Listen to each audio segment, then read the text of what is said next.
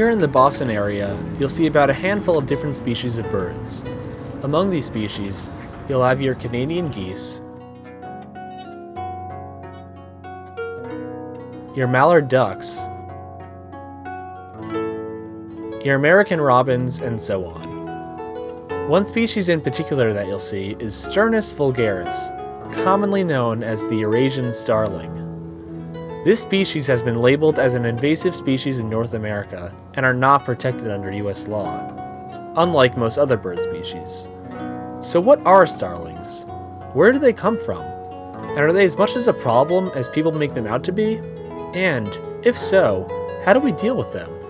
To answer these questions, I'd turn to the current chair of the Massachusetts Audubon Society, Christopher Leahy, who has been a birdwatcher himself ever since he was a young man. I think if you mention starlings to someone in North America, they, whether they were bird watchers or just average people, they probably have kind of a negative reaction. Starlings were introduced here in the 19th century, and they have kind of a bad rep. But if you look at the big picture, if you look at starlings sort of on a global basis, it's a whole family of birds. There are about 90 species of starlings in the world. If you add in the mynas, which are part of that same family, it's probably about 120 species, something like that. And they're really quite interesting birds. They're beautiful birds. If you look at some of the African starling, there's a species called the superb starling. Very beautiful, very colorful. And all starlings have a variety, behave in a certain kind of way, which if you look at them in the big picture is actually quite attractive in many ways. They're very active birds. They often travel in flocks. They make a lot of sounds. They're very garrulous and talkative, so to speak.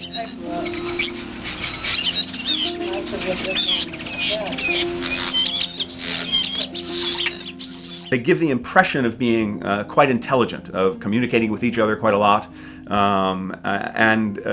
they, unlike some birds, they seem to be comfortable in all elements of their environment. They are comfortable walking on the ground, feeding. You often see flocks of starlings walking around, looking for food, pecking up the ground and things. They often fly in big formations in large flocks, and they're comfortable also perching in trees and that kind of thing. So it's a very diverse and interesting group of birds, of which we have a kind of a distorted view because we only have this one imported species of starling, which has become a little bit of a pest in some areas. One of the things that probably drives them is, as with all birds, is the search for food.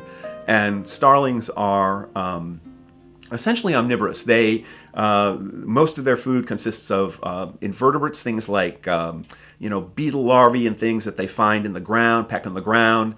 They'll sometimes do a little bit of fly catching in the air, and that's probably 60 to 70% of their diet. And then the rest is food, like fruit and grains and things like that.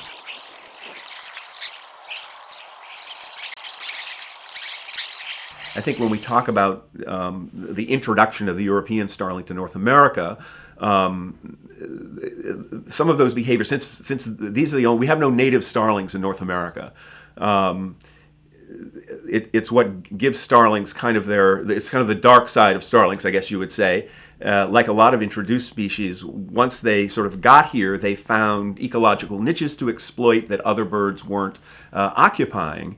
And we're able to be extremely successful. If you look at it in the positive sense, starlings have been enormously successful in terms of spreading throughout North America and beyond.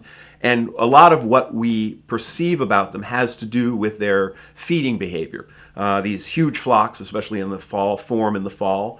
They'll come and land on someone's lawn, sort of cover the lawn and start probing in the lawn for grubs and things like that.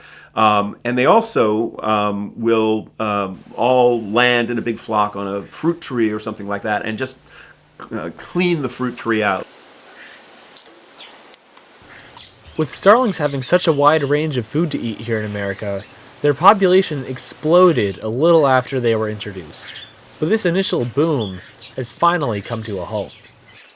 The starlings did extremely well, again, in this new continent which they had no competition in particularly. And their numbers built up very rapidly. But at this point, although there are some populations of starlings in North America that are still on the increase, in general, starling populations have kind of leveled off greatly and are now actually in decline in many places.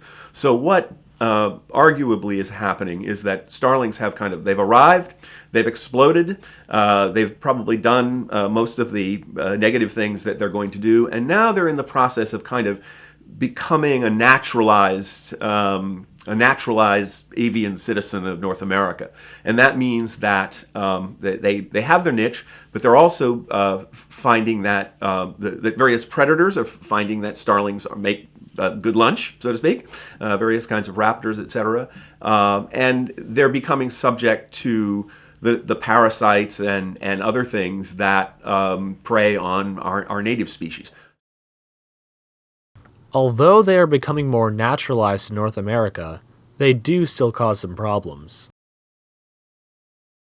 I think we don't want to downplay the fact that they do some damage, both in the to human endeavors, but also in the ecological sense, like a lot of introduced and sort of invasive species. Invasive species tend to come in. They tend to be successful ones, tend to be quite aggressive, and that means, in the case of starlings, aggressive towards other birds. Starlings are cavity nesters. They nest in holes in trees that woodpeckers make, for example. But they're also perfectly capable and willing to nest in cavities that they find in buildings, for example, in people's houses.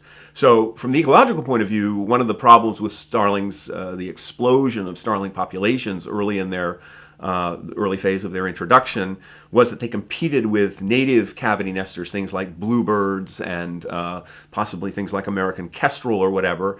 As I say, quite aggressive birds, so that they were able to sort of outcompete birds that weren't quite so aggressive. And so starlings have been implicated to some extent in the decline of certain other species of native cavity nesters.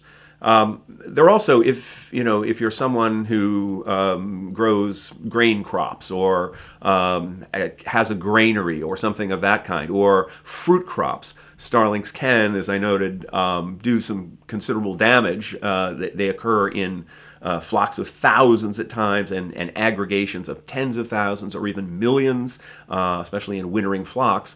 And those flocks can do damage to fruit crops and other things. Due to this crop and fruit tree damage, there have been efforts in the past to control the numbers of starlings in North America. The occasions in which that might be the case would be the case of huge roosts of starlings, which are either causing potential health hazards or are agricultural pests or something like that. And under those circumstances, there occasionally have been sort of government efforts to come in and spray these roosts and decimate these roosts because the great numbers were causing some serious problems. Along with these non-lethal methods of dispersal that work for homeowners who are trying to get rid of starlings, there are also ways to disperse much larger flocks without the killing of any birds. The key to discouraging birds from any given behavior, from being in a particular place or nesting or whatever, is harassment. And that takes a certain amount of patience. You see people putting up, fake owls and fake coyotes and fake things of various kinds. Birds are not dumb. They pretty quickly realize that this is a fake owl and that they don't really have to worry about it. And so what you need is something that is some kind of repetitive harassment. So depending on the particular situation, if you've got a homeowner kind of situation, going out and, squirting them with a garden hose or something like that, or just, again, in the case of something nesting, probably fairly easy just to shoo them away, block up the entrance to the hole and that kind of thing. If you've got starlings roosting in a place, starlings, again, love fruit trees. So if you've got something like a mulberry tree, you're almost guaranteed to get starlings coming in the fall and sort of gorging on these fruits and things. And there again, there's no sort of magic solution, but if you repeatedly sort of harass the flocks, they'll eventually get the picture probably and eventually sort of stay away. It might not be quick or easy, but by repeatedly harassing the birds with loud noises, or even such non-traditional methods such as spraying a roost with a leaf blower, the birds will be dispersed without having to be killed. I think starlings have a bright future. All of these different species of starlings worldwide seem to be very, they're highly adaptive. They're able, as we've seen very clearly here in North America, they're able to make a living, and a good living, sort of everywhere they land. As I said, I think populations on this continent have now sort of leveled off and are in decline. So I think, again, they're here to stay. I think people's attitudes, they started out with this very rosy attitude about we're bringing in this wonderful, beautiful bird that's potentially very useful. That turned very sour when starlings became a bit of a pest in certain quarters. And now I think we're probably a bit more relaxed about them, and maybe people are ready to view them a little more the way people in their native areas view them, as actually fairly attractive birds with quite a lot of personality that are interesting to watch.